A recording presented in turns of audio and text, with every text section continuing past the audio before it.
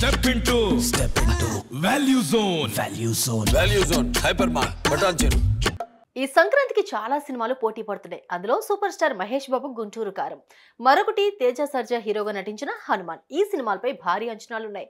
మహేష్ త్రివిక్రమ్ కాంబోలో మూడో సినిమా కావడం, mass title తో ఇప్పటి వరకు వచ్చిన మాస్ అప్డేట్స్ తో ఈ మూవీ అభిమానుల్లో మరింత క్యూరియాసిటీని పెంచేసింది. ఇక సంక్రాంతి లాంటి పెద్ద పండగకి స్టార్ హీరో వస్తూ ఉండడంతో కలెక్షన్స్ కూడా భారీగా వస్తాయని ఎదురు చూస్తున్నారు.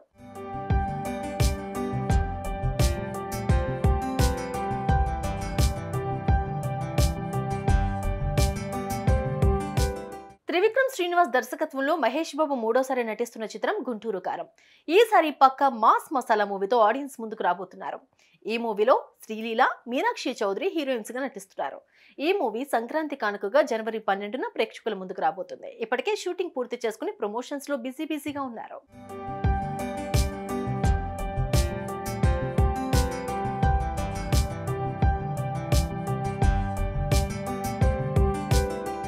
టాలీవుడ్ దర్శకుడు ప్రశాంత్ వర్మ జాంబిరెడ్డి సినిమాలతో టాలీవుడ్ లో టాలెంటెడ్ డైరెక్టర్ గా మంచి గుర్తింపును సంపాదించుకున్నారు.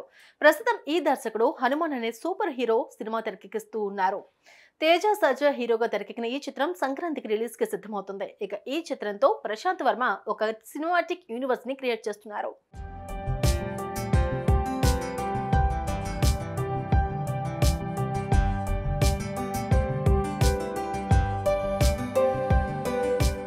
ఇక సంక్రాంతి కానుకగా వస్తున్న మరో చిత్రం హనుమాన్. ప్రశాంత్ వర్మ దర్శకత్వంలో తేజ సర్జా హీరోగా హనుమంతుడిని ఆధారంగా ఓ ఆసక్తికర సూపర్ హీరో కథతో హనుమాన్ మూవీ ప్రేక్షకుల ముందుకు రాబోతుంది.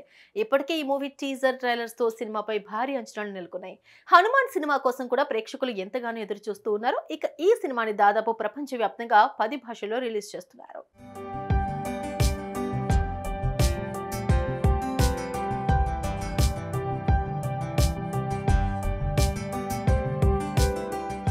మహేష్ బాబు గుంటూరు కారం, తేజ సర్జా హనుమాన్ 2 సినిమాలు జనవరి 12న ప్రేక్షకుల ముందుకు రాబోతున్నాయి. దీంతో ఈ పోటీ ఆసక్తికరంగా మారింది.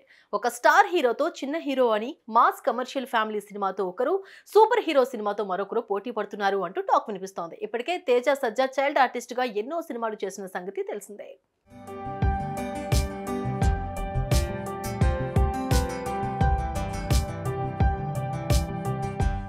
అయితే 2000 సంవత్సరంలో మహేష్ బాబు హీరోగా వచ్చిన యువరాజు సినిమాలో తేజ సర్జా మహేష్ బాబుకి కొడుకుగా నటించాడు. ఇప్పుడు 23 ఏళ్ల తర్వాత అదే తేజ సర్జా మహేష్ సినిమాతో పాటు సంక్రాంతికి వస్తూ ఉండడంతో ఈ పోటీ మరింత ఆసక్తికరంగా మారింది. మరి దీనిపై తేజ కానీ మహేష్ కానీ ప్రమోషన్స్ లో స్పందిస్తారేమో చూడాలి.